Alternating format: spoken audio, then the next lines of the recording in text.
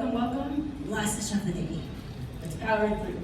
So I am Susan, and I'm here today to actually share a technique with you that I use at work. If you want these slides, there are resources here. This will show up at the end of the screen, so don't feel like you have to do it now. I will put this up again. And if you have any questions, can you please leave them until the very end, and I will do my best to answer as many of them as I can. Okay? So, I am a software developer. Surprise! Like another developer at DevFest. Who saw that coming? So, I am a software developer, but I wasn't always one. So, over 5 years ago, I was sitting on the couch one day. I kind of had this epiphany of sorts. I was too comfortable. Like, I went to work every day, I go to the gym, come home and watch TV. Now, don't get me wrong, like, it was a very good routine. Like, what's wrong with that? It wasn't challenging enough. Like, I wanted something that made me think. It didn't feel so routine. But I also wanted something fun. And I thought back to high school, and I remember that I used to make websites for fun. Well, that would be a challenge for sure. So I went online, and I took a course on automation and scripting in Ruby. And that sparked an idea. So at work, I would spend 8 hours a month converting over 100 spreadsheets. From spreadsheet to PDF. I'll go sit at my desk, open up a spreadsheet, file, save as, PDF. Close the spreadsheet. I'll open up the spreadsheet again. File, save as, PDF. Close the spreadsheet. Open it up again. File, save as, PDF. Close the spreadsheet. It was boring. It was tedious. And it was repetitive.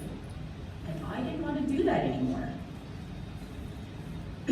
So I wrote this piece of code. So this is the first piece of code that I have ever written. And it worked. I was so excited. I was like, I created this. And it changes spreadsheets to PDF. Like, check out how cool it is. I don't know what I'm doing. So I actually took this to my manager and I said, hey boss, but check out this piece of code I did. It's gonna save me 8 hours of work a month. And he looked at it and he was like, so? What's your point? I don't get it. Apparently, I could just run this in the morning and take a day off once a month and have fun.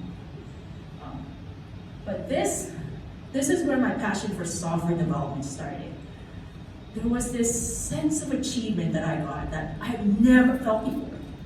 And I wanted more of it.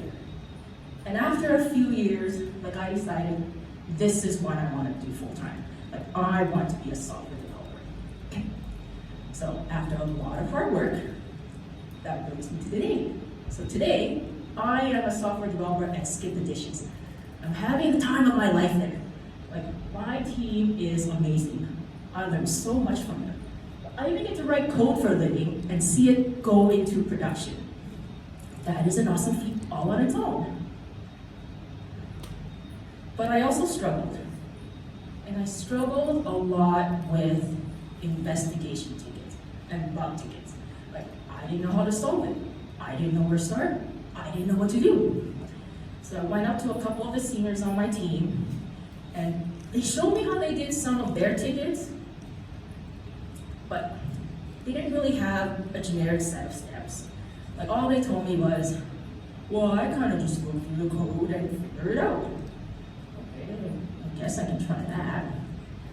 So I looked at our ticket board and I told myself, I'm gonna try this. I'm gonna figure out this bug right here. So the bug I had to find was this log message. Now, we were getting this log message, delete not successful. We were getting it a lot, but nothing was broken. So why are we getting this log message? First thing I did, look through the code. I found this method, output message. So this method is actually throwing the log. I'm like, great. I found the method that's doing it. All right, what's calling it? There are 3. All right, well, let's look at the first one. delete inactive customer. So this one is reviewing customers from the database. And for every order and review, it's going to put in an inactive customer instance. Then it's just going to remove that customer from the database. Okay, that's what this one does. What's calling this one? Find and delete customer. Okay. What's calling this one? Delete inactive customers API. Okay, what's calling this API? Oh, okay. An endpoint. Delete inactive customers. So whatever is calling this endpoint is throwing the log message. Great, one down. Okay, let's look at the next one. Delete all old orders. What's calling this one? Delete old orders API. Well, what's calling this API? Delete inactive orders. It's another endpoint. Great, I've got another endpoint now. Well, wait, where's the first endpoint? What did that do again? And I immediately got lost. And the reason I got lost is because I had all of this code I was looking at. And I couldn't remember how they were connected. Now, that Sunday, I was meeting with my ensemble group. So an ensemble is when a group of programmers get together and we write code on a single machine. And we do this once a week to learn from each other and share knowledge. And our goal each session is actually to deliver a new feature. Now, this Sunday, we were working on loaders and savers. So loaders is a program that loads an executable command into memory for execution. And savers is a program that saves data from memory to storage. Now, on this particular day, we were stuck.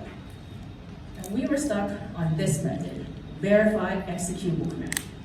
And a few of us, myself included, we didn't know what options were. Like, what are options?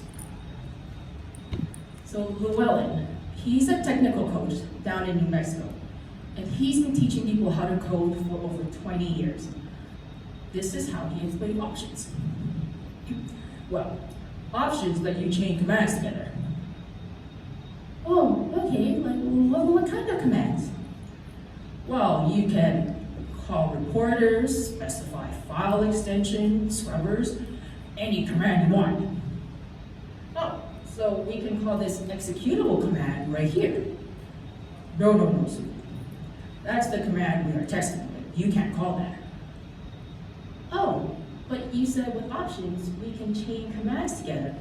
Why can't we chain in this executable command? Well, you can't chain commands that you are testing. It doesn't work that way. So no matter how hard Llewellyn explained what options were, like, we just didn't understand it. There was this gap in communication that we just couldn't fill, and we were getting frustrated. So Jacqueline was part of the ensemble that day, and she stuck up her hand. Hey everyone, so I'd like to see my code in pictures. Do you mind if I draw this out for you and see if that will help you understand? Okay, we'll try it. So Jacqueline drew us this diagram. This was how she explained options. So this options here, it allows us to specify this reporter.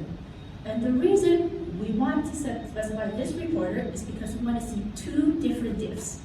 The first diff is the diff of the command that we are sending, and the second one is the result that we're receiving from that command. And the reason we want to do this is so that if something goes wrong, we can see if it's from the command we are sending or the results that we are receiving. Oh, well, that made so much more sense. So when Llewellyn was explaining options, for me, in my mind, I can form these connections in my mind. Like I tried very, very hard, but I couldn't do it. So when Jacqueline drew this out, it took that cognitive load out of my mind and it put it onto a screen so that I can clearly see this is how the code is connected. And to be honest, like, Once we all understood how options worked, we actually finished the feature that day and we delivered it. So I went back to work. I looked at my ticket. I looked at this jumbled mess of code. And I thought, let me try Jacqueline's technique. So first, I'm going to take a screenshot of the code. And I'm going to put it right there. I'm going to draw my box. I'm going to link it to the method that it is calling. I'm going to go back. I'm going to take the next piece of code. And I am going to take a screenshot. Command-Shift-4 if you're using a Mac. Okay? And then I'm going to paste it on the whiteboard. And I'll place it right there. Then I'm going to draw my box around the method that it is calling. I'm going to link it to that actual method. Do it again. Get my next method. I'm going to take a screenshot. Command-Shift-4. Put it on the whiteboard. Now I'm going to put it, I'm going to put it at the top. I'll put it at the top right there. I'm going to draw a box around the method that it is calling, and I'm going to link it to that method. Go back to the code, get my next screenshot, Command-Shift-4. I'm going to put this on the whiteboard. I'm going to put it on the whiteboard at the top. I'm going to draw my box. I'm going to draw it around that method, and I'm going to link it to the method that is calling. I'm going to do the same thing for the other two methods. I'm going to take my screenshot, Command-Shift-4, then I'm going to paste it on the whiteboard. I'm going to draw my box around the method that is calling, and I'm going to link it to that method. And I'm going to keep doing it one more time. I'm going to take another screenshot, Command-Shift-4. I'm going to paste it on the whiteboard. I'm going to draw my box around the method that it is calling, and I'm going to link it to that method. And I'm going to do that until I have every single piece of code on the box, on the whiteboard, and it's going to give me a diagram like this. Okay, so this is what the code is doing. And what I can see here, we have 3 endpoints. And these 3 endpoints are calling output message, which is throwing our log message, delete not successful. Great, I have the system that is throwing that log message. Perfect. What about these endpoints? What are calling these endpoints? So I went through our GitHub repository, I looked through all of our code, and I found this method, schedule tasks. So schedule tasks is actually calling all 3 endpoints. So I went up to my tech manager, and he said, Susan, we don't need to do these tasks anymore, so you can deprecate this entire system. I was like, yes, I have an answer. Woohoo! So I took my whiteboard and I presented it to my team, and I said, this is what the system looks like. We have these 3 endpoints, and they're dead. And because they are dead, it also means this whole system is dead. We also have this method. Because this method is calling the dead system, well, guess what? It's also dead. But when I presented this to everybody, I received a lot of positive comments. Not about what I proposed as a solution, but about how I presented it. Like, I put the information together in a way that was easy for them to understand. And they loved it. And after that, I started hearing more stories about how other developers like to use the whiteboard. And that was when I kind of realized that whiteboarding this way isn't just helpful for me, but it's also helpful for other developers. So one of the senior developers on my team, Naya, she was actually the first to share me her story. And she actually told me about how she used to do group brainstorming sessions with the whiteboard. She's like, Susan, before you came here, and we used to be in person, that I would have these group brainstorming sessions in the office with the whiteboard. Like, all of us would gather around the whiteboard, and we would draw out the flow, We would add notes to clarify any confusion. We showed how the data was consumed. And we even put in where we think the new code should go. And that really helped us because now we had this big overall picture of what our project intent is. But when we went remote, we couldn't do this anymore. For whatever reason, we didn't take this tool with us into the remote world, so we kind of lost this. And so I kind of picked up a notebook, and it's okay, like I can draw my diagrams, like I can kind of do the same thing, but it wasn't the same. And it wasn't the same because I was always explaining and explaining and explaining. I'm always asking questions and getting clarification. And it was really hard for me to communicate because I can't show them my diagram. I can't show them this is what I'm seeing. And so she just, like, I wish there was a shared medium where I can get everybody together to collaborate, put our notes together, and get that big picture overview that we all need. So Susan, when I saw your diagram, like, it brought me back to that time, and I thought, we can do this again. This is what we need to bring that whiteboarding tool back into the remote world so that we can collaborate together again and start working together as a team. So Susan, can you show us how to do this? When I heard Neha's story, like, I wondered, if this is the way developers used to do things, like, why aren't we doing this anymore? Like, why didn't someone else bring this tool into the remote world like we used to have in the office? So I decided to take up Neha on her suggestion. I created this video demonstration. And shortly after I shared this, I got even more stories about how other people are using the whiteboard. Now, another developer on my team, Spencer. So he actually used the whiteboard to enable us to use systems thinking, and he showed us how all the microservices are connected together. So, Susan, you know that I am the master of complexity. You give me a complex problem, I will give you an answer. Like, for example, we have been working on this project, and our quality engineer has been finding bugs after bugs after bugs. Like, we are so close to releasing, but we need to fix these bugs. And you guys find a bug, you fix it. You find one, you fix it. You find one, you fix it. And you were in this endless loop of finding and fixing bugs. And I had to step in because I didn't want you all getting mad at our quality engineer. Now, you all understood that these microservices are connected, but you didn't know how they were connected.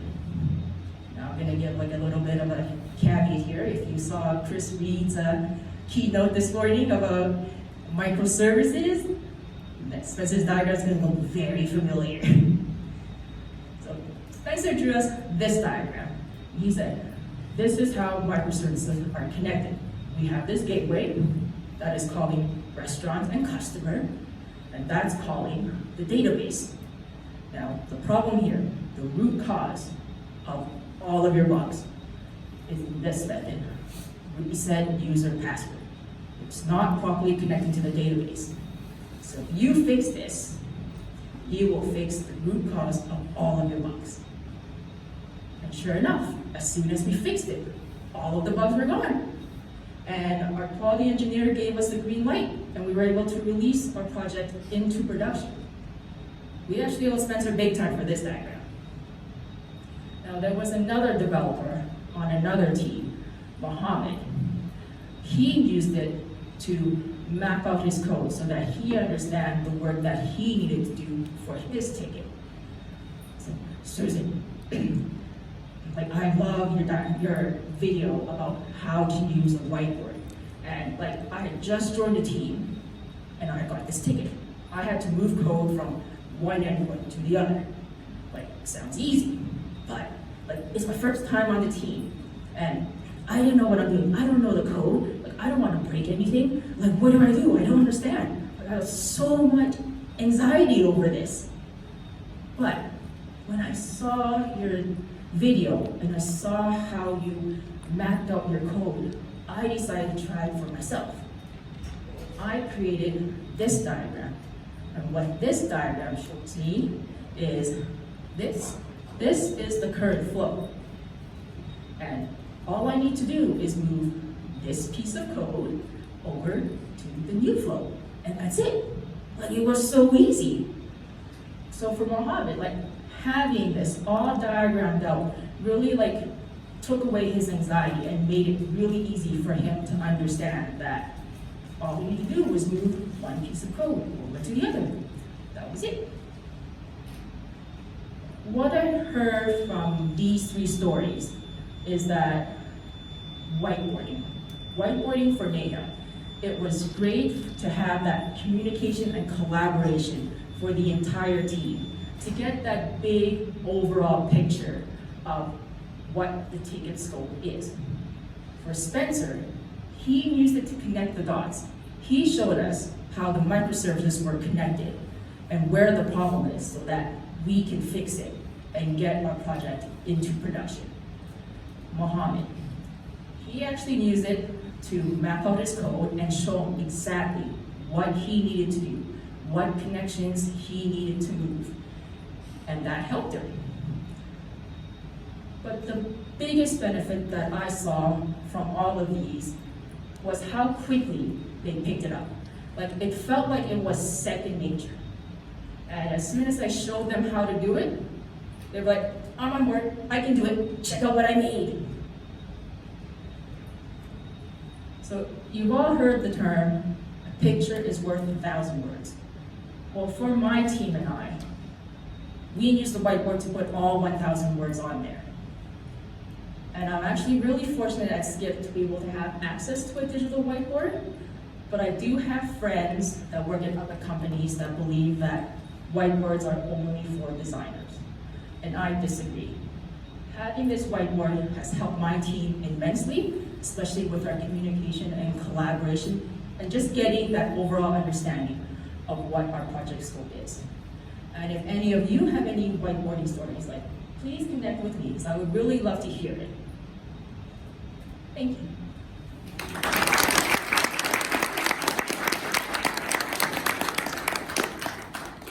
Questions?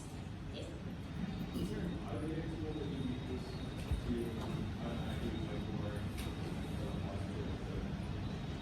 I have heard, oh, so the question is if there is any automated whiteboarding tool to map out the code, you said, right? There is, I have heard of it.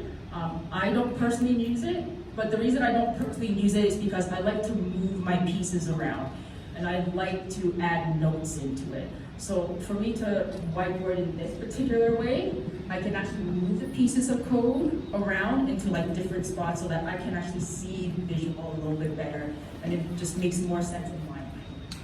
So if someone else makes a change to that function, you would have to go manually create the Miro. That is a great question. That reminded me of something that I should have said and I did not. So the way we use the whiteboard is for like in-the-moment tasks. So if we have a complex ticket, we use the whiteboard to collaborate together, add in our notes. But once we are done with the ticket, like the whiteboard goes away. Like it's not something that we maintain. It's not documentation in any way. So once we are done with it, we've moved on to another ticket. We kind of just put the whiteboard to the side and move on to something else. Kind of a follow-up question to that. As you're iterating through different methods and classes, going kind of up the chain, let's say, are you guys, how are you looking for that code? Are you guys in a mono repo, or do you have multiple repository environments? I think that kind of, it depends. It depends on the problem. Like the last picture I had here, this one was actually done in 3 different microservices. Yeah, I had 3 different microservices. So each frame here, I don't know if you see it, but each box is one microservice. And we need to understand how everything was connected and how it was connected through the code so that we knew where to insert the new code. So if you look at all these little post-it notes, those were suggestions of where we want to put in the new code, what code needs to do, and how it needs to connect. I'll ask a question. I noticed that one of the diagrams seemed to be looking like an entity relationship diagram in ERD. Is that something that you guys use? That syntax to indicate one-to-many, the different types of relationships and databases? Is that something you do? No, this is all fake code. I couldn't take actual work code, just do the confidentiality. So I created some makeshift ones and kind of just molded a little bit to fit my story. Yeah, that's seen too, yeah. Any more questions? Otherwise, please let me get off stage. This is my first one.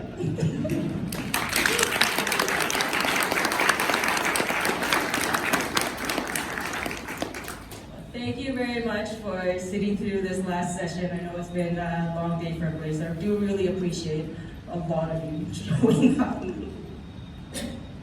You're free to go.